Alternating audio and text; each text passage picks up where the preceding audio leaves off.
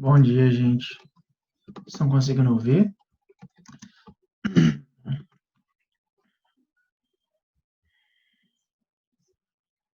Beleza.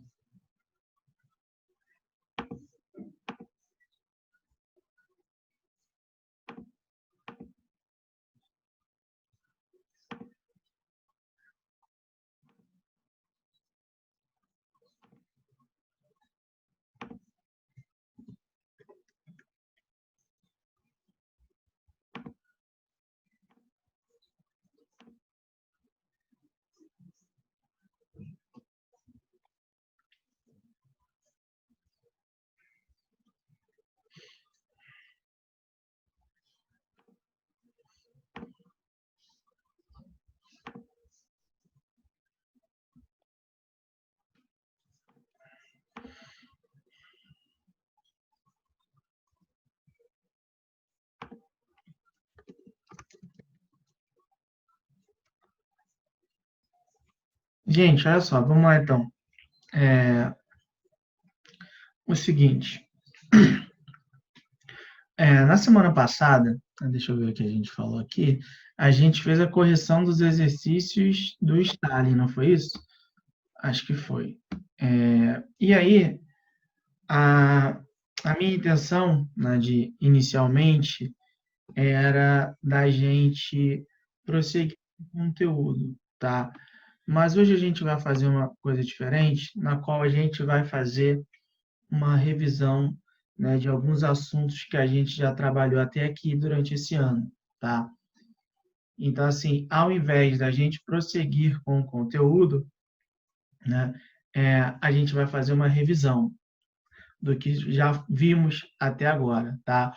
Obviamente, né, a gente tem aqui 40 minutos mais 30 depois, né, que a gente pode utilizar esses 30 em caso de necessidade. Então, assim, não vai dar, obviamente, é impossível da gente conseguir fazer uma revisão em relação a todos os conteúdos que a gente já viu até aqui. A gente já viu até aqui, se não me engano, 12 a 13 módulos, né? Então, não tem como a gente fazer uma revisão super, hiper completa em relação a tudo isso. Mas, enfim, né, a gente vai fazer essa revisão, tá? E aí, como a gente vai fazer essa revisão, né? Vamos lá, que eu vou explicar para vocês. Né? Deixa eu colocar aqui para vocês verem. Né? Cadê? Aqui. Vocês estão conseguindo ver?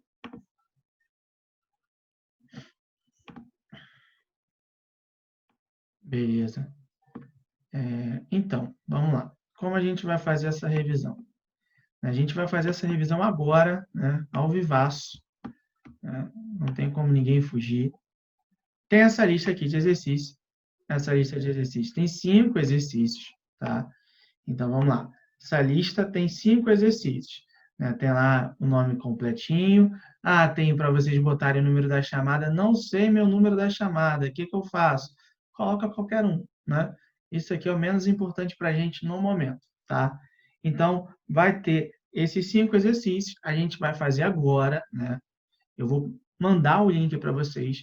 Vocês vão fazer agora. Tá? Eu vou estipular um tempo para a gente conseguir fazer, porque depois eu vou fechar a lista de exercícios. E aí a gente vai corrigir de acordo com as maiores dificuldades de vocês. Porque tem como eu saber depois, né, de fechado, quais são as questões que vocês mais tiveram dificuldade, né, quais são as questões que vocês foram melhor. Então dá para ter uma noção do que vocês estão melhores, né, ou não, tá? E aí, vamos lá, galera, olha só. Deixa eu olhar ali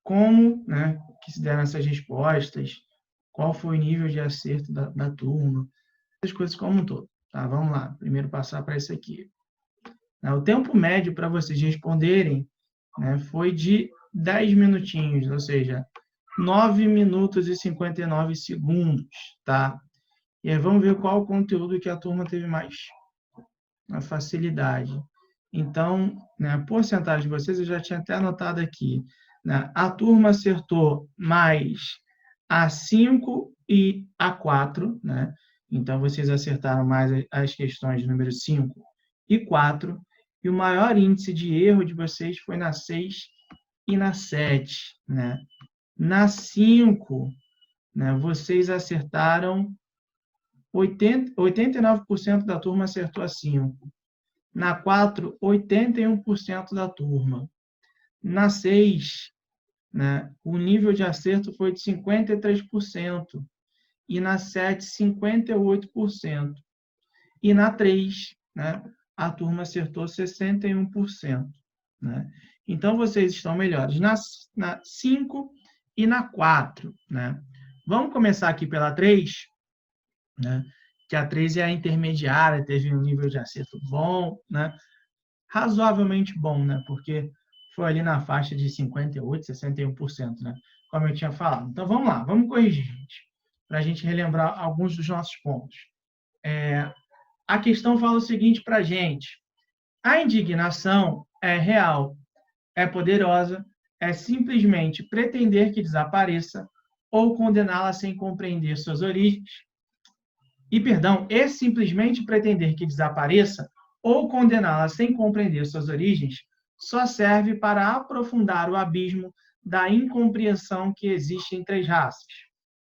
A inédita presença de um candidato negro na última eleição presidencial americana disputada em meio à profunda crise econômica remete a problemas recorrentes na história dos Estados Unidos, como, né?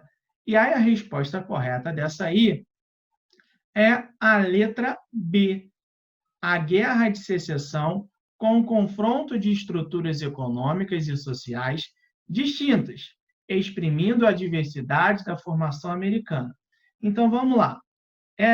O texto dessa questão aí está falando para a gente sobre as eleições de 2008, né, na qual o Obama foi eleito para presidente dos Estados Unidos. O que a gente tem que lembrar? Que em 2008, 2009, os Estados Unidos estavam passando por uma de suas maiores crises econômicas, né, da história.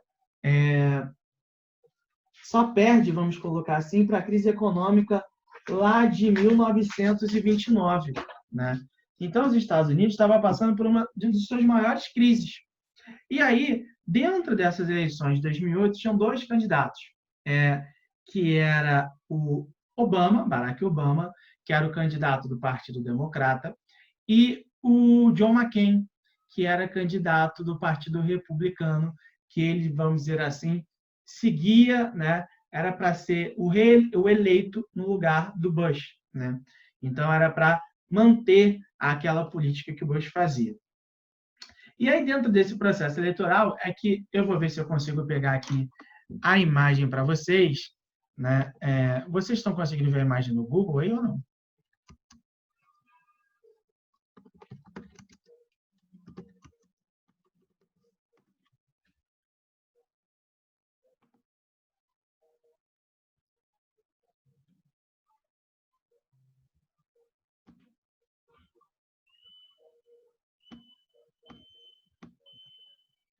Ah, beleza. Tá.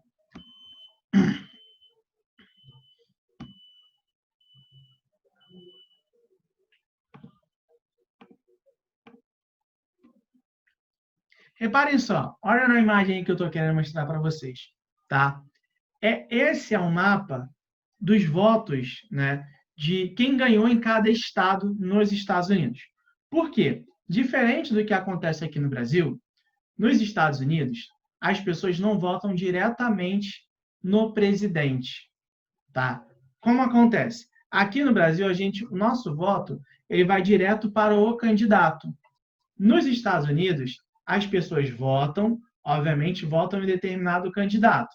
Então, eu votei no Obama. sendo que esse voto no Obama, ele não vai direto para o Obama. Como assim? É confuso? Meio confuso, porque nos Estados Unidos existe a ideia de delegados eleitorais. Então, cada estado tem uma espécie de 50 delegados. Esses 50 delegados é que vão votar no Obama. Só que, quando eu chego, né, no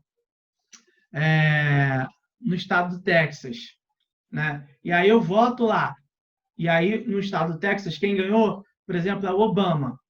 Né, as pessoas votaram no Obama. Esses delegados, na teoria, vão votar no Obama. Então, eles vão votar no Obama também. Por quê? A galera do Texas preferia o Obama.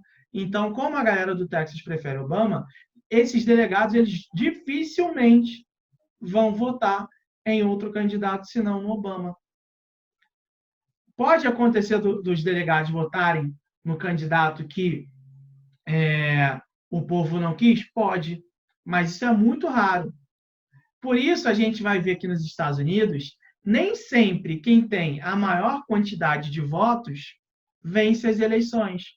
Nas eleições entre Hillary Clinton e o Trump, a Hillary, se não me engano, teve 51 milhões de votos e o Trump ele teve 49. Ou seja, ela, mesmo tendo mais votos que ele, não foi eleita. Porque nos Estados Unidos, o que existe é esse sistema de delegados. Então, quando você vota para os delegados escolherem os candidatos. E é por isso que está aparecendo esse mapinha aí que vocês estão vendo na tela. Repara só, esse mapa ele é dividido por estados. Tá vendo? E aí, o em vermelho são os estados que o John McCain, ganhou.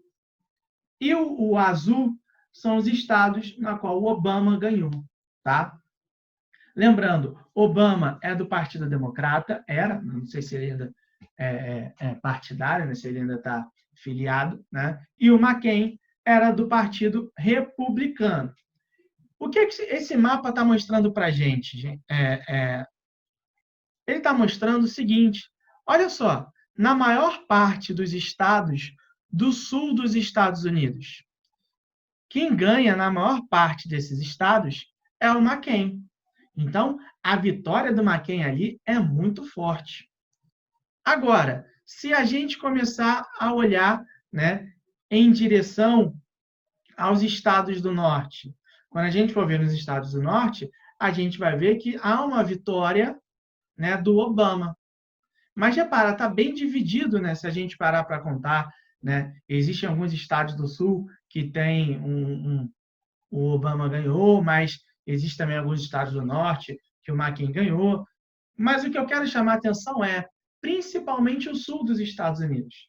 O sul dos Estados Unidos, basicamente, a gente não vê o Obama ganhando nada. E aí, quando eu falo principalmente sul, nessa região aqui, nessa região, né, do sudeste dos Estados Unidos. Né? Repara só como a vitória do McCain aqui é extremamente clara. E como no norte, a vitória do Obama, no noroeste, na parte norte aqui, a vitória é clara. Repara só, quando a gente fala da colonização dos Estados Unidos, o que a gente sempre para pensar? Tá? A gente vai parar para pensar que o norte dos Estados Unidos não tinha a escravidão na colonização, e o sul tinha a escravidão. E aí, quando os Estados Unidos se tornam independentes, lá em 1776, eles vão abolir a escravidão? Não. Na Constituição de 1776, que na realidade não é de 1776, que é só a declaração, a Constituição dos Estados Unidos ela vem em 1787, né? A escravidão não tinha sido abolida. A escravidão ela se manteve. E aí, quando essa escravidão se manteve, né, isso vai chamar atenção para a gente lá por volta de 1860, ou seja, lá na década de 60 do século XIX, quando os Estados Unidos vai passar pelo processo que a gente conhece como a Guerra de Secessão, que tem a eleição do Abraham Lincoln, né, e o Norte vem com um projeto de abolir a escravidão, porque isso iria ajudar no desenvolvimento econômico, né? E aí, a partir de então, o que a gente começa a observar? Que o Sul, que buscava manter a escravidão como modelo de trabalho, né, como modelo predatório, né, exploratório, né, não aceita isso. E aí se organizam os Estados Confederados, e esses Estados Confederados eles tentam, né, se tornar independentes, né, se emancipar em relação ao restante dos Estados Unidos. Daí vem, né, a Guerra de Secessão, que vai ter como vitória, né, os Estados do Norte, e vão manter a unificação dos Estados Unidos e vão acabar com a escravidão. Porém, essa ideia, né, essa estrutura racista, escravocrata, né, que acontece nos Estados Unidos, ela se mantém desde então, né? Então, por exemplo, a gente está vendo hoje em dia, né, uma série de manifestações, não só nos Estados Unidos, mas que iniciaram nos Estados Unidos, mas agora se expandiram para o mundo como um todo, por conta da morte do George Floyd, né? Então, assim, esse movimento é um movimento que ele é recorrente nos Estados Unidos, né, mas que agora ganhou uma força fora do comum, né? São as maiores manifestações raciais nos Estados Unidos desde os anos 60, né? Desde a época do Malcolm X, desde do Martin Luther King. Então, assim, são as maiores manifestações em muito tempo. E, assim, a gente vê essas manifestações acontecendo já tem um tempinho, né? Há um tempo atrás, não lembro agora, se não me engano, há 4 anos, né? Eu acho que tem 4 anos. E se tiver 4 anos, estou impressionado como o tempo passou muito rápido. As manifestações de Charlottesville, né? Quando surgiram alguns movimentos supremacistas brancos que eram totalmente contrários à manutenção que eram a favor da manutenção de estátuas que homenageavam comerciantes de escravos, escravocratas, né? Então, assim, a gente começa a observar que essas tensões nos Estados Unidos, elas ainda são decorrentes do processo, né, de colonização, desse processo de escravidão e também da ideia, né, e da ideia da Guerra de Secessão. Tanto que isso ainda é muito forte, que é comum em alguns estados do Sul, né, algumas casas com a bandeira dos Estados Confederados. Então, assim, é comum em algumas casas, né, no Sul, vocês observarem alguma bandeira dos Estados Confederados, mais ou menos essa daqui, ou seja, o cara passando por uma loja, né, isso aqui ainda no Brasil, né, para a gente ter noção, né, mas isso aqui a gente pode observar nos Estados Unidos alguns locais como assim. Então, o que a gente vai notar? Que quando, né, há a existência dessas bandeiras, né, geralmente se entende, né, se a pessoa não tiver conhecimento algum. Pode ser, por exemplo, o caso daqui do Brasil. Aqui no Brasil, essa imagem aqui tem uma bandeira dos Estados Confederados. Eu não faço ideia se o cara tem noção do que eram os Estados Confederados, qual era o objetivo deles e por aí vai, né? Sinceramente, eu não sei, né? Diferente do que a gente vê em relação à questão, né, da suástica, né, que agora está circulando várias notícias pelo Facebook de que estão tendo uma série de pichações com suásticas por olaria, né? Então, assim, é diferente, né, que a gente não sabe. Porém, nos Estados Unidos, a utilização da bandeira, né, dos Estados Confederados, ela vai obrigatoriamente nos remeter à ideia da escravidão, sem dúvida alguma, né? Então, assim, existe isso muito forte. Então, dessa forma, começa a se questionar, dentro desse processo eleitoral, justamente isso, né? Que em momentos de crise, né, era quase que impensável, era quase inacreditável, né, que o Obama conseguiria ganhar. Muito por conta de que, naquele momento de crise, as tensões decorrentes da Guerra de Secessão e as estruturas econômicas diferentes levariam, né, a uma manutenção, né, de um status, né, já existente. Beleza? Então, a resposta dessa aí é a B. Vamos ver, né, qual foi a resposta, né, que a galera mais marcou depois dessa. A A. A galera marcou a A depois dessa. Vamos ver aqui a A. A plena integração étnica e religiosa desde a formação das 13 colônias. baseado nos princípios de solidariedade e da igualdade. Eu não sei. Eu não sabia que sempre teve, não.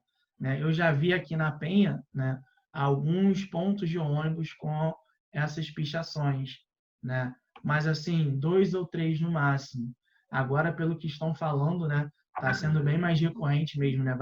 Em vários locais, né, em quantidade considerável. Eu, sinceramente, não sabia, né? Infelizmente. Até porque a suástica é crime, né? Fazer a suástica é crime, é considerada apologia ao nazismo. Enfim, vamos aqui para A.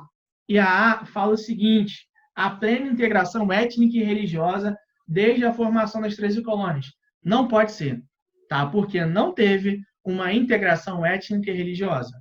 O Sul tinha muitas diferenças em relação ao Norte, beleza? Então, não pode ser essa daí, gente. Vamos aqui para a próxima, né? Agora que vocês mais erraram. 6 e 7, vamos lá. A 6 fala o seguinte, né? Nem todos os homens se renderam diante das forças irresistíveis do novo mundo fabril, e a experiência do movimento dos quebradores de máquina demonstra uma inequívoca capacidade dos trabalhadores para desencadear uma luta aberta contra o sistema de fábrica. De um lado, esse movimento de resistência visava investir contra as novas relações hierárquicas e autoritárias introduzidas no interior do processo de trabalho fabril. E, nessa medida, a destruição das máquinas funcionava como mecanismo de pressão contra a nova direção organizativa das empresas. De outro lado, inúmeras atividades de destruição carregaram implicitamente uma profunda hostilidade contra as novas máquinas e contra o marco organizador da produção que essa tecnologia impunha. De acordo com o texto, os movimentos dos quebradores de máquinas na Inglaterra do final do século XVIII e do início do XIX, a resposta correta aí era a B. Representavam uma reação diante da ordem e da disciplinarização do trabalho, facilitadas pelo emprego de máquinas na produção fabril. Tá? Então, o movimento de quebradores de máquina, que era um movimento ludista, né? Geralmente a gente chama de ludismo, a gente coloca que era um movimento que começou após a Revolução Industrial. Entender que a classe trabalhadora era uma classe que ela era explorada, né? Que não tinha como negar a exploração da classe trabalhadora, porém, eles tinham uma dificuldade de entender que quem explorava eles não eram as máquinas, mas sim os donos das fábricas, os gestores das fábricas. Então, como eles não tinham acesso direto, como eles lidavam apenas com o maquinário, com essas questões como um todo, eles não tinham essa, né, mentalidade de entender que a causa da exploração deles não era a máquina, mas quem era o dono da máquina, quem era o gestor da máquina. Então, eles começaram a realizar esses movimentos de quebrar a máquina, né? Que inicialmente dá certo. Só que qual o problema? Né? Começa a acontecer diversos casos, diversas ideias, né, de você fazer com que esses, né, trabalhadores, eles né, pudessem delatar os outros.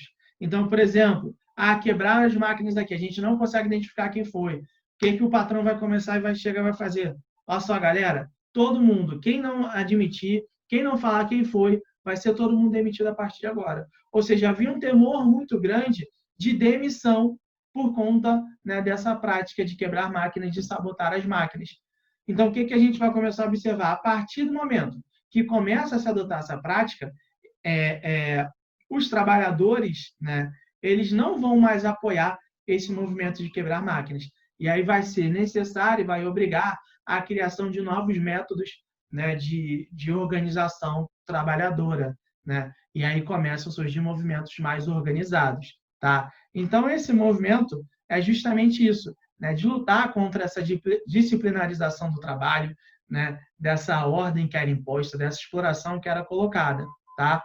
E aí, vamos ver qual a resposta aí que vocês mais colocaram, né, além dessa, né? Então, 19 pessoas colocaram a B e 12 pessoas colocaram a E. Vamos ver o que a E fala aqui para a gente. Essa aqui. Simbolizavam a rebeldia da maioria dos trabalhadores, envolvidos com partidos e agrupamentos políticos de inspiração marxista. Não. Pelo amor de Deus, não. Tá? Não existia a ideia de partidos forte ainda. E, além disso, gente, o marxismo não existia ainda. Tá? A ideia do Marx ela só vai existir a partir do século XIX, né? Metade do século XIX. Na Revolução Industrial, Marx não tinha nem nascido ainda, tá? Então, assim, não pode ser, tá? Então, o erro está justamente nessa aí, no finzinho, envolvido com partido e agrupamento político de inspiração marxista. Não, Marx nem existia, não estava nem pensando em nascer ainda, tá bom? Então, não pode ser essa daí. Agora, vamos lá aqui ver a 7, que vocês também erraram. Legal, né? Em comparação às outras, obviamente.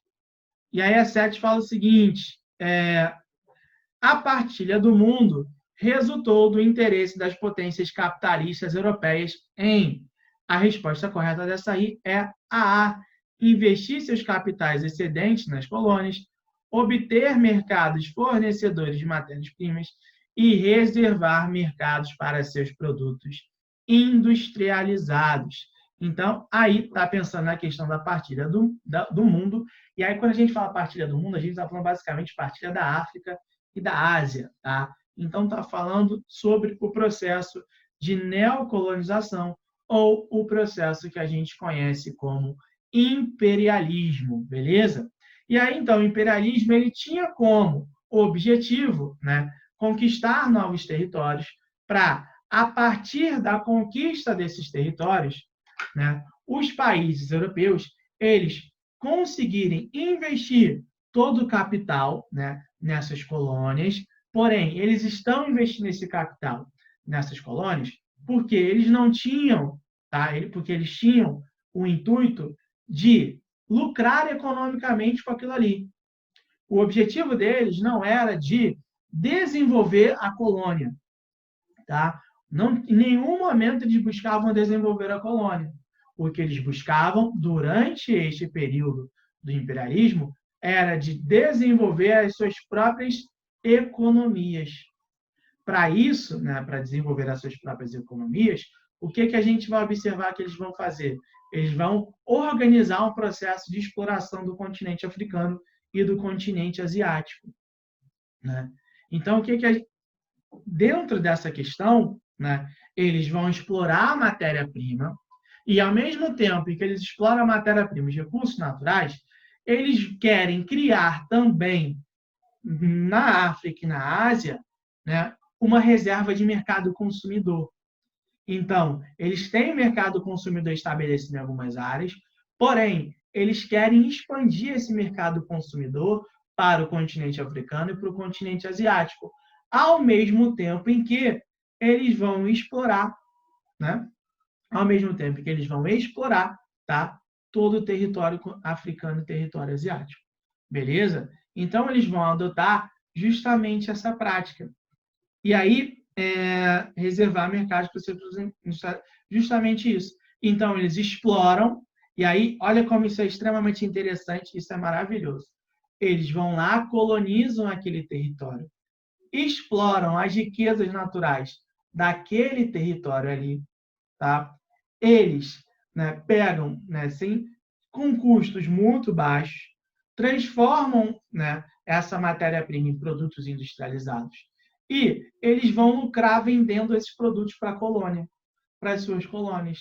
Então, a fonte de enriquecimento dos países europeus foi basicamente nessa levada, né? Primeiro, né, lá no processo de colonização, que eles vieram aqui para o Novo Mundo, né, porque que eles chamavam de Novo Mundo, que é a América, e mais à frente eles fazem isso com a ideia da neocolonização, a partir da colonização do imperialismo na África e na Ásia. Então, essa foi a grande fonte de enriquecimento, né, dos países europeus. Beleza? E aí vamos ver, né, qual foi a outra resposta, né? Qual a outra opção em que vocês mais marcaram? Marcaram além, né? 8 pessoas marcaram a C. Vamos ver o que a C fala. Buscar áreas novas para a imigração, uma vez que a pressão demográfica na Europa exigia uma solução para o problema. Não. Na realidade, gente, vai começar a ocorrer uma ideia de uma maior imigração da África para outras regiões, né, e até mesmo um pouquinho para a África, para a Ásia, na época de guerra. Tá? Então, assim, quando acontece a guerra, a gente vai observar que há, de fato, um processo de emigração. Tá? Mas não existia uma questão de uma pressão demográfica na Europa exigindo uma solução para o problema. Isso, na realidade, não acontecia, não. Tá? Na realidade, é aquilo que eu falei. O processo de imperialismo, dessa partilha do mundo, ela tem interesses únicos e exclusivamente economicistas. Tá? Nada fora do econômico. Não tinha objetivo de desenvolvimento social, né, de ajudar a África a se desenvolver, nada, nada, nada, nada. O objetivo era explorar.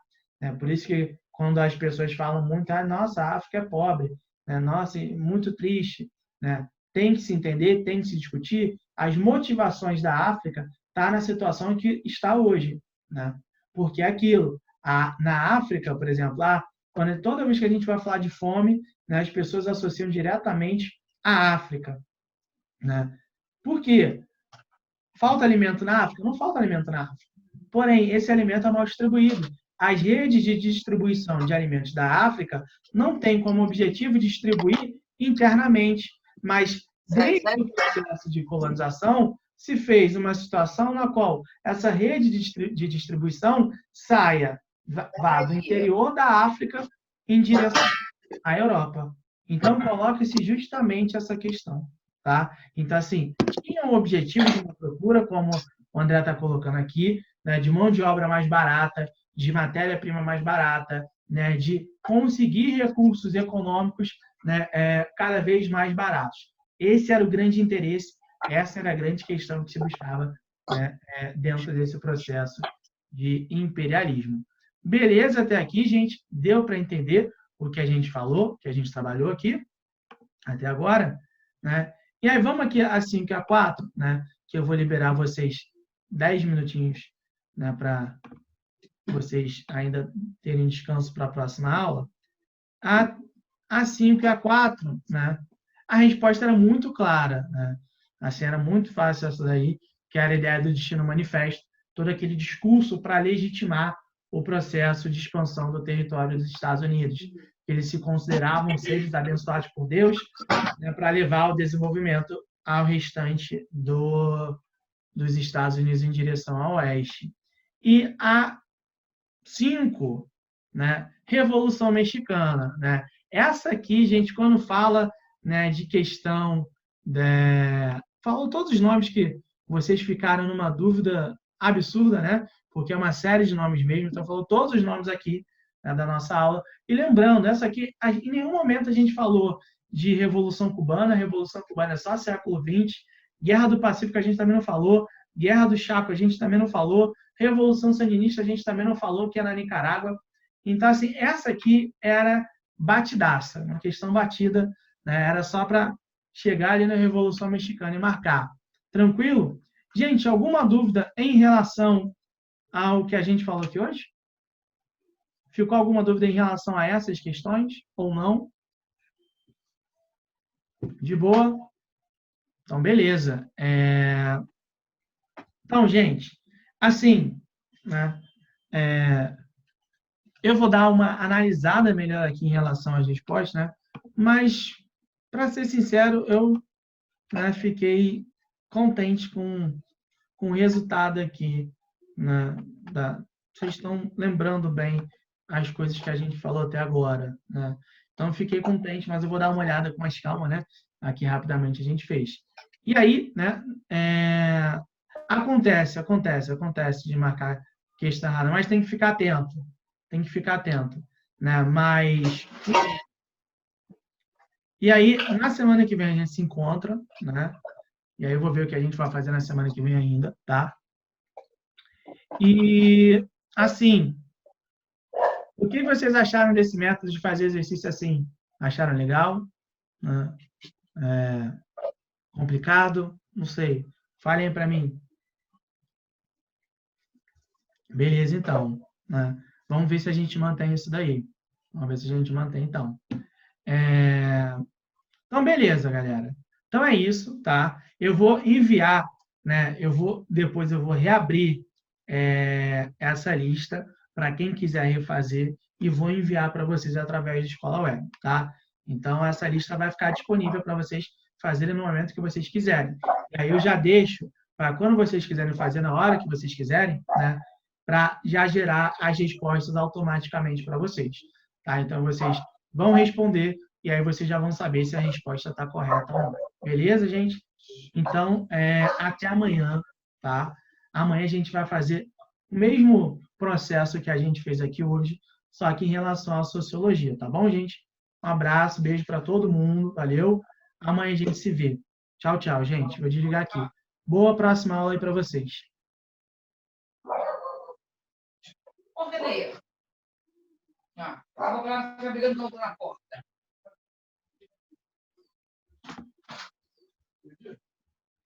Bermuda de quê? Fica em casa?